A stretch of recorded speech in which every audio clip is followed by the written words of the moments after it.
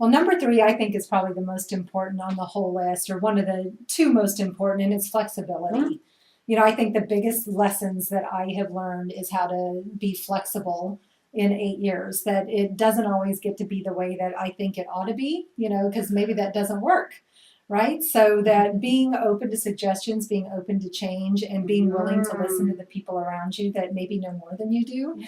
So just really being willing to evolve and change with the times. So our vision has to evolve, and in order to our vision to successfully evolve and passion to stay open, we have to maintain flexibility. I want to say in corporate America, especially if you've been mentored, you're doing the same thing over and over again, and it actually is working. Mm-hmm. But then it's like, could it work better? And do we really want to? It's almost like you want to step back from that for a moment and go, but it's working, so I don't want to work on it. But could it work better? And that's even harder than it's not working, but I'm not flexible to change. It's working and I'm not flexible to change. Well, I love that. If you think about in San Francisco, if you know anything about architecture in San Francisco, because of the earthquakes, the buildings are built to flex, right? They're not solid. You think of your house, and our house is here, and we have big cracks in our walls because of the foundation settling, because they're not built to be flexible. But you know, engineering and architecture is one of the things that's taught us that, you know, steel can bend, right? And we have to be willing, right? It's always, the flexibility is all about willingness to be open to change. My friend Michael calls it the Piwato principle. Positive expectation without attachment to outcome. That's right. I love that. Piwato. Piwato. Yes. Yeah, say that one more time. The Piwato principle. Positive expectation without attachment to outcome. And that's huge. Yeah. That practicing detachment is an amazing thing to do. It's not easy. No, it isn't. It's not hard, but it's not easy either. In theory, it's very simple. yeah. But in reality, and part of that is that concept of just being willing to bend repeatedly, right? Just because we're the owner does not mean we always know the answer. As you know from your experience. Being willing to bend and being willing to stretch. Yes, absolutely. Yeah, I laugh. I'm just thinking about all the times when somebody has said something to me that it was like, wow, I wish that had dawned on me about 6 months ago. Yeah. Oh, hindsight, right? Hindsight's 20/20, and that. Well, and having a brighter person in the room.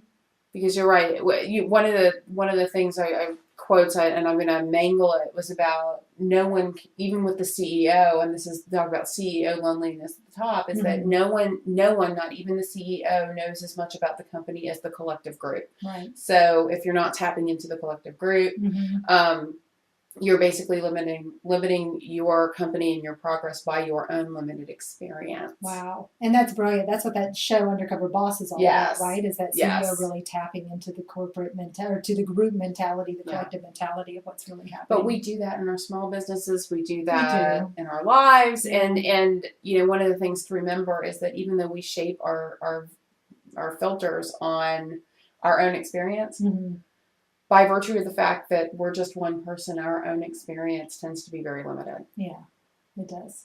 So it does.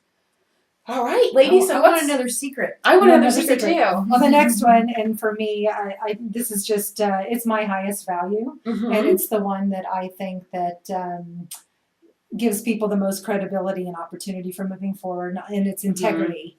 And as a business owner, in order to survive, you always have to have integrity. And it comes from the Greek words integritas and integra, meaning whole. But it enters into every aspect of life. And I think my favorite, simplest definition of what integrity means is always doing the right thing, even when no one's looking. Yes. You know, so about your character. It is about character, but you know, and when we talk about integrity, it's integrity to self, integrity to others, clients, employees, everybody involved. You know, where can you do a better job of telling the truth all the time and always doing the right thing, even when no one's looking? You know, it's so easy to cut corners with our language, with our actions. It is. And in order to have a really solid, viable business that really is going to stand the test of time, you have to always show up and do the right thing. And I know that sounds logical. It does. But people don't do it. Well, it's interesting. I'm working again this evening. My management group meets, and we're moving on to a different section of the curriculum around communication. And I'm revisiting the fierce conversations from Susan Scott. And one of the things that she talks about is about stuff that you're not allowed to talk about.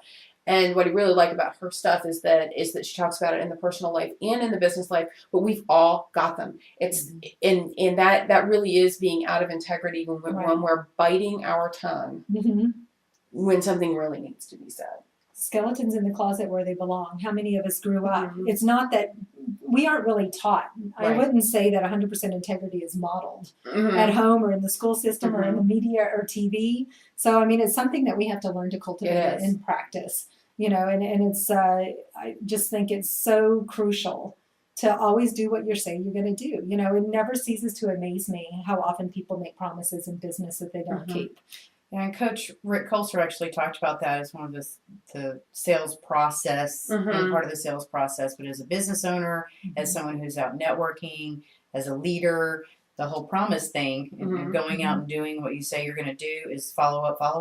And people are not following up, and they're wondering why businesses and their credibility is dropping like, you know, crazy. Well, one of my favorite examples, when I first started my business, I went with a bank that was recommended. They made all these crazy mistakes, didn't love the bank. So here I'm doing all this networking. I met 3 or 4 different bankers, and I'm like, I'm looking for a new bank for my business. And yeah, I'm a small business, but these were all people who said that they really appreciate small. I'm like, here's my card. Will you please call me? I want some information. I need a new bank.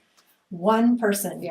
Out of all of the people that I talked to. And I'm at a chamber, I'm in 2 or 3 different chambers, and there's a lot of bankers. One person, Mary Stednitz, I'll even say her name, right, from First National Bank Southwest. She got my business because she actually picked up the phone and called and followed through.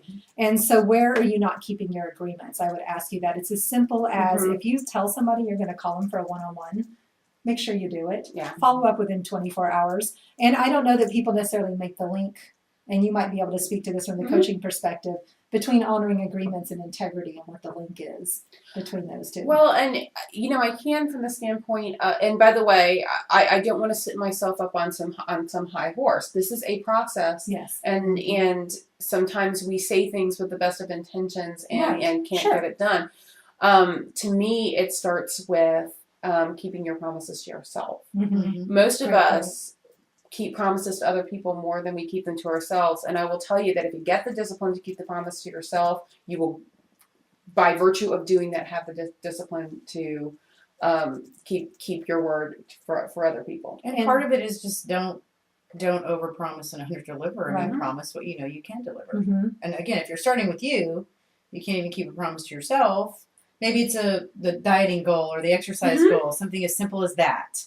And you could start somewhere very simple like that. And for the follow up, I've talked about the art of appreciation and making it a habit. You can make follow up and even integrity a habit if you in business. Maybe you are perfectly no character flaws whatsoever in your personal life, but then you go into business. Maybe you left one type of a industry such as corporate, now you're in small business, and the way you're going to present your character, the way you're going to follow up, the way you're going to show your integrity is completely different. And now you've got to figure out a way to do that. You can actually create it as a habit.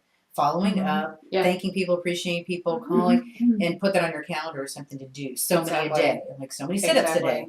Well, and I appreciated what you said, because it's being kind to yourself, also not beating yourself up when you don't get it all done. But it's an organizational tool. You know, integrity.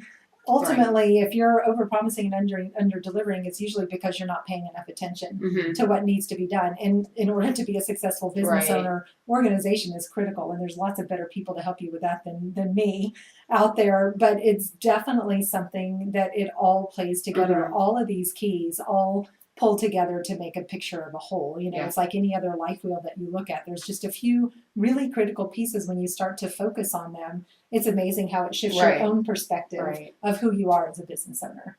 Well, and I know we don't have you for very much longer, because now you have an ill child at home. But we do have one more secret. Yes, we have the last secret, and that's commitment to self and community. And this again follows right from integrity, follows beautifully with the whole theme of your show. And commitment is a pledge or a promise. It's an obligation. It could be an engagement. It could be involvement. And I say self and community because I'm a big believer in just really paying attention to what's going on with you. Because guess what? When my personal life isn't so happy, then my business suffers. When my business isn't happy, my personal life suffers. It all bleeds over together. And it takes a lot of work, especially for any other working moms that are listening out there. And I know Jennifer's one. It's really, and doggy moms too. We won't leave out the furry moms, but really being able to blend all of that in a way that makes sense for you. You have to figure out that piece, and that's why I think it's critical to have a coach, just somebody like Carol Ann or a life coach that can really come in and help you. We all need that perspective, and so much of the time we just need a listening ear. Yeah. And then being involved in the community, it's the best way to network. It's Yes. a great way to grow your business, and it just makes you feel darn It good. does. And especially, we focus so much on giving We back do. at the holidays, but you know what? There are a lot of other days in the year. Oh, yes. Aside from the holiday season, you're seeing all the ads about Toys for Tots. I mean, there's a million opportunities for giving right now, but what about the rest of the year? All those nonprofits that you were talking about, they all need our help all of the time. It's a great thing to model for our children that we're raising and for the employees that are in our care or the contractors that are in our care, to just show that we really are willing to put ourselves out there and say, this is about so much more than just me. And that exactly represents what I said when I was introducing Dr. Minette, because it's about the balance and the full unit. And in those really great secrets, some basic, some not for some of you. Some of you may have heard them or not. But to me, wrapping it all up and showing that there's the whole work-life balance that has to be looked at and sought after for all of these different secrets to work. It's not just about building your business. Again, she and the folks that we usually bring on the show know how to cross over and understand that it needs to cross over. All this information can be helpful for both your personal and professional life. Well, the small business owner, our business is our life, but it shouldn't be our whole life. We should have some life outside of the little, 100-foot square space that we're working in most of the time as well. And I think the largest problem in our society as a whole right now is isolation. Mm-hmm. I mean, we all live in these places, but we don't feel connected at work. The small business owner feels alone. The CEO feels alone. And by being a member of your community, that's a place where you can get that connection. We're social people. We need it. We are. Not just on social networks. Right. And there's so many opportunities, right? We could do a whole year of shows on all the great opportunities to get involved in the community, no matter what your passion is, right? And maybe you aren't so passionate at work right now today, but you feel like you need to stay there for a little while longer for whatever reason. Go find some other area to cultivate some passion in your life. Yes. Well, I want to know what's going on with you before you have to head out. Yes. Do you have any workshops, any speaking? You know what? I'm kind of like Carol Ann. It's the end of the year. I'm really excited about planning for 2011, and I've got lots of stuff planned for next year, and nothing for the end of the year. It's just like beautiful. My schedule is very clean. My mommy's coming to visit for a couple of weeks over the holidays. From where? I love Christmas from Colorado. Cool. So I have nothing new planned for right now, and that feels really good and really strong. But there'll be lots of fun stuff coming in 2011. When's the next Family Expo? We're talking about doing an Earth Day event with the new SciTech Discovery Center in Frisco. So that would be mid-April, mid to the end of April. So that will probably be our next one. And then we haven't set a date. We're still debating whether or not to do Halloween or to move our big fall expo. But October 2011 will be our 4th expo. Wow. We continue to grow like crazy every year. And Halloween's really fun. You've never seen so many cute kids in costumes as we had this year. It was a blast. And how do people find out this information? Or It's all on our website at northtexaskids.com. You can get all of our parenting information there. You can find out more about me personally at MinetteRiordan.com, MinetteRiordan.com. There is no you in There And is if, no and if you didn't get it, I promise I will spell it right on the lunchandlearn.com website. You can find me on Facebook too, as well. So I'm and not North there. Texas Kids has a Facebook page too. Yes, I'm North a fan Texas of North Kids Texas has a Kids Facebook magazine. fan page. In fact, I had a ton of fun this week. I got to give away some tickets to go see How the Grinch Stole Christmas. Oh, nice. And my family and I went and saw it. Fabulous show if you're here in the Dallas area at the beautiful new Winspear Opera House, which is stunning. And the Grinch was amazing. He had this costume with all these fingers that was just, it was hysterical. And you would love it no matter if you're 3 to 103, like you said. It was a real treat. But yeah, we always have tons of fun tickets to give away. It's a great reason to be on our fan page. And I'm going to put my fudge recipe on there. I just gave you some fudge too. So go check it out. Thank you. So one last question before you go. Yeah. Where, if I wanted to pick up a physical copy of North Texas kids, Great where would I go question. look? Any Tom Thumb store. Oh, okay. So like the one, Caroline and I live basically across the creek from each other. So our Tom Thumb store here, right at Parker and Independence, they're in there. But we have about 1,200 locations. So doctor, dentist, Okay. preschools, daycares. But the easiest place by far is our Tom Thumb stores. Fantastic.